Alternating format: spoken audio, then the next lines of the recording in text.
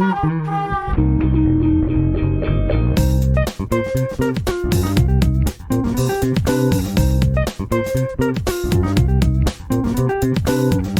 podcast de la semaine cette semaine, c'est Jeunesse Artistique, présenté par Grégoire.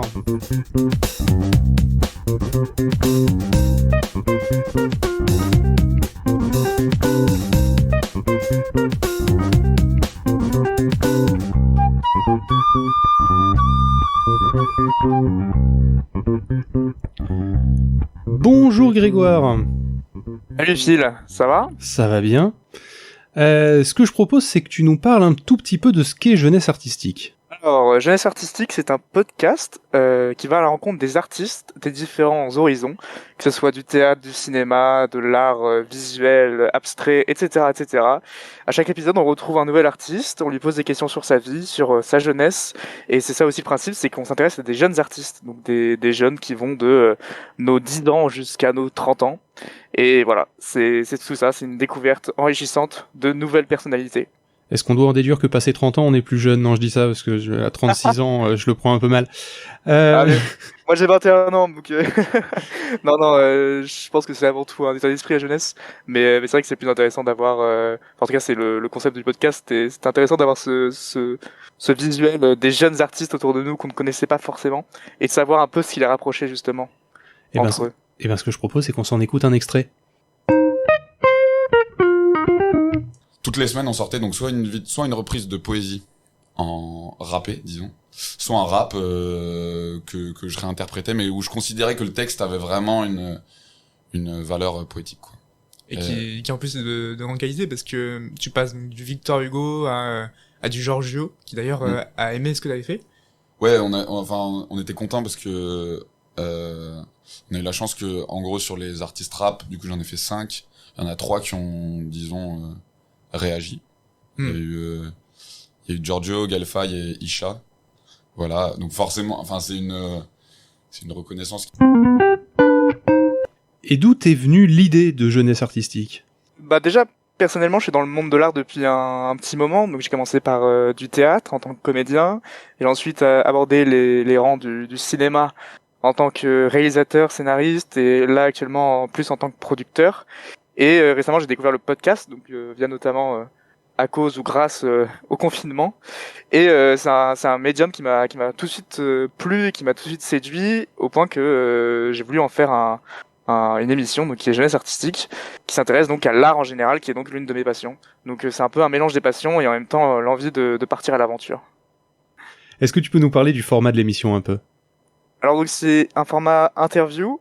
Donc à chaque fois, je reçois un invité et donc je l'accueille chez moi en physique et j'enregistre une session de discussion où pendant entre 45 minutes jusqu'à 1 heure maximum, on parle donc de son art, de sa jeunesse et aussi de comment il crée.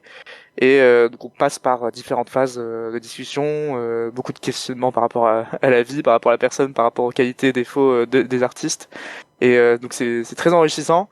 Et moi en tout cas je vois pas le temps passer, et des retours que j'ai eus c'est qu'on voit pas le temps passer non plus. Donc c'est un format plutôt long.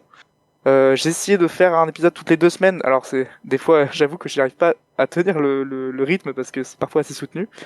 Et là en ce moment c'est un peu la période de vacances, donc on a fait une petite pause, mais on reprend très prochainement. Et comment tu viens à rencontrer toutes ces personnes ? D'où elles viennent ? Est-ce que ça vient de ton background, ou est-ce que c'est le podcast qui t'a permis d'en découvrir de nouvelles ? Honnêtement, ça vient d'un peu partout. Au départ, c'est des artistes qui sont un peu de mon cercle proche, donc du premier degré ou second degré, donc d'amis, des potes de potes de potes. Mais de plus en plus, c'est des personnes que je rencontre justement via le podcast, via mes recherches, via Instagram, via des articles dans des journaux ou même dans la radio. Donc voilà, c'est un peu de tous les univers que j'essaie de rencontrer. Initialement, en fait, ce que je voulais faire au tout début, c'était de rencontrer des artistes qui étaient déjà installés, et je me suis rendu compte qu'il y avait pas ce côté découverte et ce côté nouveauté, et c'est pour ça aussi que j'ai voulu m'intéresser à des artistes qui étaient soit en phase de montée ou totalement nouveaux sur le marché, si on peut appeler ça comme ça. Et je trouvais ça d'autant plus intéressant d'être un peu aussi leur premier contact dans la radio ou simplement dans l'univers audiovisuel. Et en parlant de premier contact, est-ce que tu connais PodCloud ? Je connais tout à fait PodCloud parce que c'est là où est héberger jeunesse artistique. Alors si je dois en parler un petit peu, c'est un hébergeur, si on peut appeler ça comme ça, un hébergeur de podcast spécialisé là-dedans. Et en quoi est-il meilleur que ses autres concurrents? Alors Je dirais d'abord sans que être c'est meilleur, en quoi pour toi il t'est utile? Ah, pourquoi moi il était utile? Bon, déjà niveau prix, tout simplement. Si on parle argent, c'était celui qui était le plus accessible.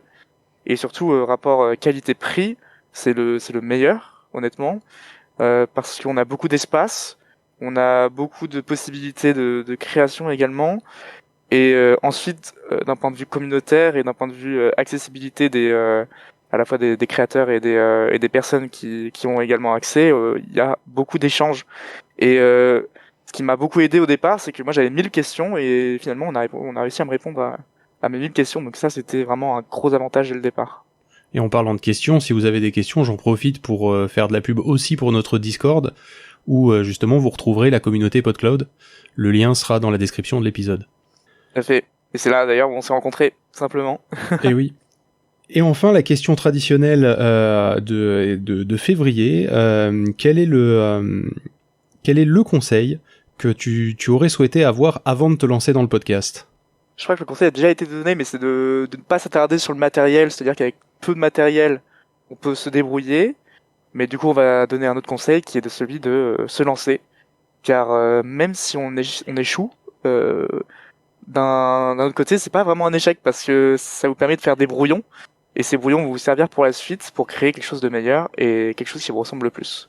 Merci Grégoire, on retrouve ton podcast Jeunesse Artistique sur PodCloud et sur toutes les autres plateformes.